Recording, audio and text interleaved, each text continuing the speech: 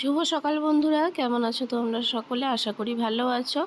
Welcome to simple lifestyle with সঙ্গীতার একটা নতুন ব্লগে। তো এইখানেতে দেখছো আমি একটা তোমাদেরকে জিনিস দেখাতে এসেছি। সেটা হচ্ছে যে সকাল থেকে এক বিশাল ঝামেলা শুরু হয়ে গেছে। তো সেটা কি ঝামেলা দেখো।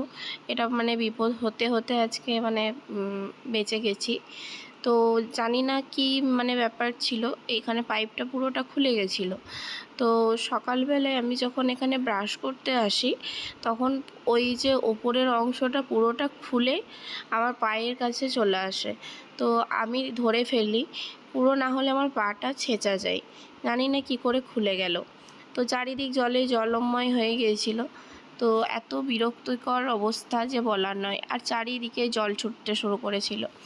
তো যাই হোক, তখন আপাতত ঠিকঠাক করে রেখেছিলাম, দিয়ে মিস্ত্রি ডাকা হয়েছে, মিস্ত্রি এসে এখন ঠিক করবে। তো চলো, এদিকে ছেলে তো ঘুম থেকে উঠে পড়েছে, আর ছেলেকে এখন ফলের রসটা করে আমি দিচ্ছি। কারণ কি, ওর আজকে অনলাইন ক্লাস ছিল না। তো এবার লেটেই ঘুম থেকে উঠেছে, এখন বাজছে প্রায় 9টা 10 মতো। তো ঘুম থেকে উঠে পড়েছে, ব্রাশও হয়ে গেছে দেখলে। ও এবার জুসটা খাবে। আর আজকে ওকে আমি যে জুসটা দিচ্ছি, এটা হচ্ছে স্ট্রবেরি আর হচ্ছে তরমুজের জুস। এর মধ্যে অল্প দুটো একটা স্ট্রবেরি আছে, আর তার সাথে আছে তরমুজ। তো আজকে এইটাই ওকে দিচ্ছি। আর সত্যি কথা বলতে কি, জুসার নয় তো, মিক্সারে করি। তো ভালো করে টিপে টিপে সেই জন্য রসটা বের করতে হয় দুবার ধরে। তো এই রকমই ব্যাপার আর কি। তো করে নিলাম একসাথে মায়ের ব্যাটার আর কি। তো আমি একটু খাবো আর ও একটু খাবে। আজকে কেন জানি না মুড়ি টুড়ি খেতে ইচ্ছা করছে না। তো আজকে আমিও ভাবলাম কেননা একটু ফলের রসই খেয়ে নিই। তো এরপরে এইটা ওকে আমি দিয়ে দিচ্ছি দেখো। আর এই দেখো, ওর তো এই জিনিসটা খেতে খুব পছন্দ। আগে খেত না, জানো তো। তো এই যত বড় হচ্ছে, ওর কিন্তু ঘরের তৈরি ফলের রসটা একটু বেশি ভালো লাগছে দেখছি। আগে না হলে কিন্তু খেতে চাইতো না। তো যাই হোক, আজকে এত প্রচণ্ড গরম বন্ধুরা, যে কি বলবো। আজকে সিউড়িতে টেম্পারেচার প্রায় 44 ডিগ্রি মতো। তো এত প্রচণ্ড গরম যে বলার নয়। আর বছরে আমাদের এখানে সর্বোচ্চ টেম্পারেচার ছিল 42 ডিগ্রি। তার আমি ব্লগ আর বছরে আমি আপলোড করেছিলাম। কিন্তু আজকের এই দিনেতে এসে দাঁড়িয়েছে 44 ডিগ্রি টেম্পারেচার। ওয়েদার যখন আমি নেটে সার্চ করছি, দেখাচ্ছে যে সামনের সোমবার কিন্তু 46 to 47 ডিগ্রি পর্যন্ত টেম্পারেচার হয়ে যাবে। তো তারপরে দেখো, এই দিকেতে চলে এসেছে সবজি দিতে, আর আমিও সবজি নিতে বেরিয়ে পড়লাম। আর এই দিকেতে হচ্ছে যা রৌদ্র বেরিয়েছে আর কি, যে বাজার যাওয়ার অত সাহস আমার হচ্ছে না। তো এখানেতে দাদার কাছ থেকেই নিয়ে নিচ্ছি। আর দাদা কিন্তু ভালোই সবজি দেয়। তো আজকে বেশি কিছু সবজি নেওয়ার নেই। আজকে আমি একটু পটল আর একটু উচ্ছেই নেব, কারণ টুকিটাকি সবজি বাড়িতে রয়েছে। আর যেহেতু আজকে নিরামিষ দিন, শুক্রবার, তো সেই জন্য একটুখানি ভাবছিলাম যে পটল ভাপা বানাবো। তাই দাদার আওয়াজ শুনতে পেয়েই আমি বেরিয়ে পড়লাম যে যাই একটু পটল নিয়ে আসি। তো আজকে ওই জন্য আমি মেপেই সবজিটা নিচ্ছি, কারণ এই পটল আর একটু উচ্ছেটা ভাজবো আর পটলটা ভাপা করব। তো যেটা হয়েছিল ব্যাপার আর কি, তোমাদেরকে বলি। তো এইখানেতে তোমার টেম্পারেচারের জন্য এখন কি হচ্ছে, যে সবারই জলের লেভেল মোটামুটিভাবে কিন্তু নিচের দিকে নেমে যাচ্ছে। এই টাইমটাতে কিন্তু আমাদের পারিপার্শ্বিক বা আমাদের পাড়ার যারা যারা অন্যান্য প্রতিবেশীরা রয়েছে, তাদের কিন্তু বাড়িতে কুয়ো বা এমনি সাবমার্সিবল থেকে কিন্তু জল বেরোচ্ছে না। আমাদের এখানেও কিন্তু জল খুব যে ভালো বেরোচ্ছে তাও বলবো না, খুব কমই বেরোচ্ছে। তো যাই হোক, এই রকম ব্যাপার চলছে গরমের জন্য। তো এইদিকেতে দেখো, সবজি কেনা হয়ে গেছে, আর এসে দেখছি যে মিস্ত্রিতে এটা ঠিক করে দিয়েছে। তো আমি দেখে নিলাম একটু চেক করে। তো প্রবলেমটা ওইখানটা থেকে হচ্ছিলো আর কি, জলটা বিশাল ফোর্সে বেরিয়ে যাচ্ছিল। তো আপাতত বললো ঠিক হয়ে গেছে। তো তারপরে দেখো, স্নান টান করে চলে এসেছি। আর আজকে আমি বানাবো হচ্ছে পটল ভাপা। পটল ভাপার জন্য এখানে দেখো, কাজু বাদাম, পোস্ত আর সর্ষে নিয়ে নিয়েছি, আর পটলগুলো কেটে নিয়েছিলাম।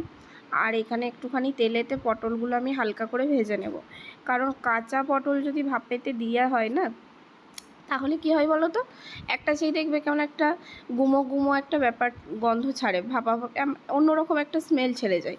তো আর জলটাও কিন্তু প্রচণ্ড ছেড়ে যায়। তো সেই জন্য আমি একটুখানি ভেজে তারপরে ভাপে দিই, হালকা ভেজে, বেশি কিন্তু না। তো এই দিকেতে কিন্তু আমি পেস্ট বানিয়ে নিয়েছি, আর এদিকে পটলটাও প্রায় হালকা হালকা ভাজা হয়ে গেছে। এরপরে আরেকটুখানি ভেজে নিয়ে পরে আমি কিন্তু এটাকে চাপিয়ে দেবো ভাপের জন্য। আর আমি কেমন করে ভাপে বানাই সেটা কিন্তু তোমরা দেখে নিও, কারণ আমার কাছে এখানে আজকে যেটা হয়েছে, আমি প্রথমে ভাবলাম কি যে এই ছোট্ট টিফিনটাতে হয়ে যাবে, কিন্তু তারপরে যখন আমি একটা একটা করে পটল এখানে দিতে থাকি, তখন আমি বুঝতে পারছিলাম যে এইটাই মনে হচ্ছে নাও হতে পারে। তো একটা পটল দেওয়ার পরেই দেখছি যে টিফিনটা অলমোস্ট ভর্তি হয়ে এসছে। এই টিফিনটাতে 6টা না 3টে পটলের জন্য বেস্ট।